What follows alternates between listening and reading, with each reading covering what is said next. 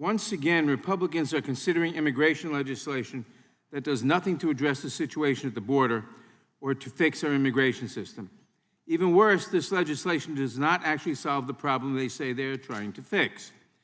My Republican colleagues often claim, based on highly misleading statistics, that individuals do not show up to their immigration court proceedings. So what is their solution? To permanently bar individuals who are ordered removed in absentia from certain forms of immigration relief. Current law already bars such individuals from certain forms of relief for 10 years, but apparently this isn't draconian enough. Republicans continue to believe, despite myriad evidence to the contrary, that harsher and more punitive laws are the only way to fix the immigration system.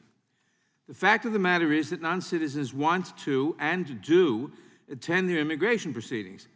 A 2021 report by the American Immigration Council found that 83% of non-detained immigrants attended all their immigration court hearings.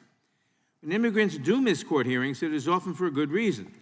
In fact, one of the main reasons that people miss their immigration court hearings is because they never received adequate notice of the hearings to begin with.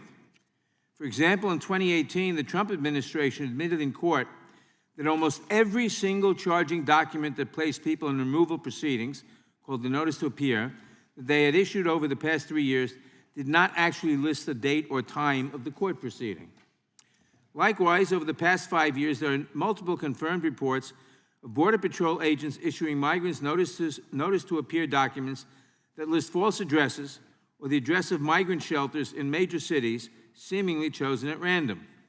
When notice to appear documents are mailed to the wrong address, it not only sows confusion and chaos in the immigration system, but it also makes it extremely difficult for immigrants to make it to their immigration court proceedings. Instead of increasing the penalty for those who miss their hearings, we should be focused on solving the underlying issue so that individuals are not missing these proceedings in the first place. We should be exploring ways to fix the defective notice to appear documents so that immigrants actually receive proper notice of their court hearings. We should also be improving access to counsel, as that has proven to be a very effective way to ensure that folks show up to their court hearings. Only around 30% of individuals in immigration proceedings have an attorney, but 96% of those who do have a lawyer attend all their proceedings. In addition to being unnecessarily harsh and punitive, this bill is overly broad. Titled the Asylum Accountability Act, one would assume that it focused on asylum cases. In reality, however, this bill would have a much broader impact and would affect even lawful permanent residents. It would cut off important avenues of relief, such as cancellation of removal, for a green card holder in removal proceedings who merely misses a court date due to poor notice on the part of the government. Let's keep in mind that to be eligible for cancellation of removal in the first place, an individual must have been a lawful permanent resident for at least 5 years, have resided in the United States continuously for 7 years, and must not have been convicted of a serious crime like an aggravated felony. Congress should not cut off avenues of relief for people who have lived in our country lawfully for a long period of time, especially over what might have been an honest mistake, and subsequently condemn their U.S. citizen family members to such extreme hardship.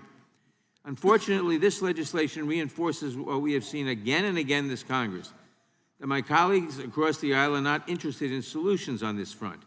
They would rather have chaos and confusion in the immigration system so they can use it as a campaign issue. And if thousands of immigrants and their families are hurt in the process, so much the better. I urge my colleagues to rethink their punitive approach and to work with us on bipartisan legislation that actually fixes the problems in the immigration system. I urge all members to oppose this legislation, and I yield back.